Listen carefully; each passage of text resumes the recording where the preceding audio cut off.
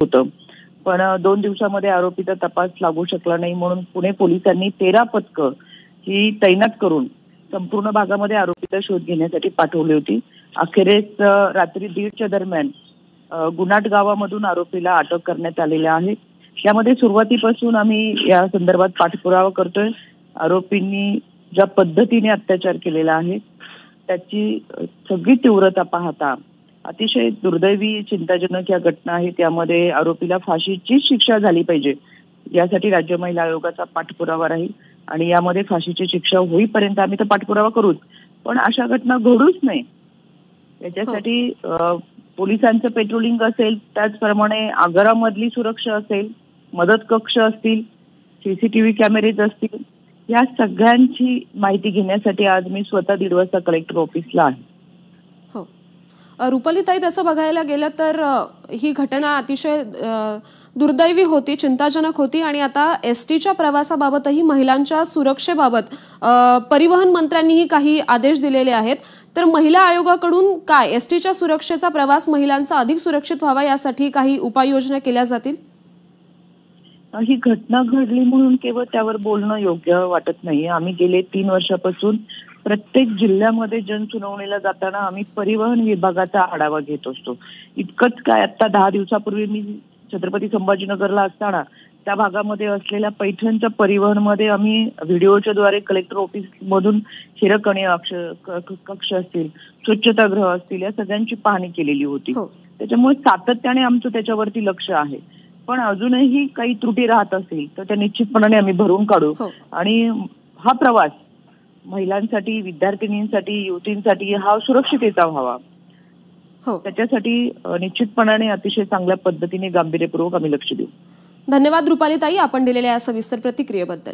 आणि आता विधान परिषदेच्या उपसभापती नीलम गोऱ्हे सुद्धा आपल्या सोबत आहेत. नीलमताई, नमस्कार. एबीपी माझामध्ये आपलं स्वागत. आणि पुणे स्वारगेट अत्याचार प्रकरणातील आरोपीला पकडण्यात पोलिसांना यश आलंय, आपली पहिली प्रतिक्रिया. पुणे शहर पोलिसांनी या आरोपीला पकडण्यासाठी शिकस्त केली होती आणि त्यानुसार तो आरोपी लवकरच पकडला जाईल याची मला स्वतःला खात्री होती. काल संध्याकाळीच मी संबंधित पीडित मुलीशी बोलले आहे आणि त्यावेळेला या सगळ्यामध्ये लवकरच हा आरोपी पकडलेला दिसेल आणि चांगला सरकारी वकील देऊन त्यामध्ये नक्कीच फाशीची शिक्षा होऊ शकेल असा आम्ही प्रयत्न करणार आहे, असं थेट मी तिच्याशी बोललेले आहे.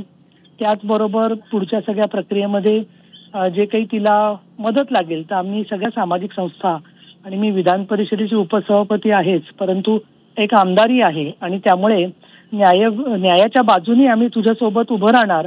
तो माणूस आरोपी किती गुंड असला तरी त्याचं कुठल्याही पद्धतीने भीती व्हायची कारण नाहीये.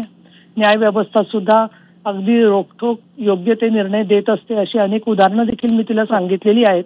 ज्या पथकांनी हे सगळे प्रयत्न केले त्याच्याबद्दल मी समाधान व्यक्त करते. त्याचसोबत संबंधित विभागाचे मंत्री प्रताप सरनाईक हे ज्यावेळेला मंत्री नव्हते त्यावेळेला सुद्धा दिशा कायद्यासाठी त्यांनी प्रयत्न केले होते, त्यांची पहिली सूचना होती. त्यामुळे ते अतिशय या महिलांच्या प्रश्नावरती जागरूक असणारे मंत्री आहेत. त्यांनी अनेक सूचना दिलेल्या आहेत. पुणे पोलिसांनी स्वारगेट बलात्कार प्रकरणातील आरोपी दत्तात्रय गाडे याला अटक करण्यात आली आहे. अटकेनंतर दत्तात्रय गाडेला पुण्यात आणण्यात आलंय. दत्तात्रय गाडे यांनी मंगळवारी पहाटे 5:30 वाजच्या सुमारास 26 वर्षीय तरुणीवर बलात्कार केला. ही धक्कादायक घटना स्वारगेट बस स्थानकात घडली. दत्तात्रय गाडेला शिरूर तालुक्यातील गुनाट गावातून पकडण्यात आलंय. पुणे पोलिसांनी दत्तात्रय गाडेच्या शोधासाठी 100 पोलिसांचा ताफा डॉग स्क्वॉड गुनाट गावात दाखल झाले होते. दत्तात्रय गाडेच्या शोधासाठी पोलिसांनी 13 पथकं तयार केली होती. पुणे पोलिसांनी गाडे यांना शिरूर तालुक्यातील गुनाट गावातून पकडण्यात आले. पोलिसांनी आरोपी सापडला आहे. पोलिसांनी त्याला ताब्यातही घेतला आहे. गावाच्या एका भागातून ताब्यात घेण्यात आला आहे असं निखिल पिंगळे म्हणाले. झोन 2 क्राईमच्या टीम, ड्रोन पथकं, आसपासच्या जिल्ह्यातील पोलीस पथकं होती. गावकऱ्यांनी मोठं सहकार्य केलंय असं निखिल पिंगळे यांनी सांगितले.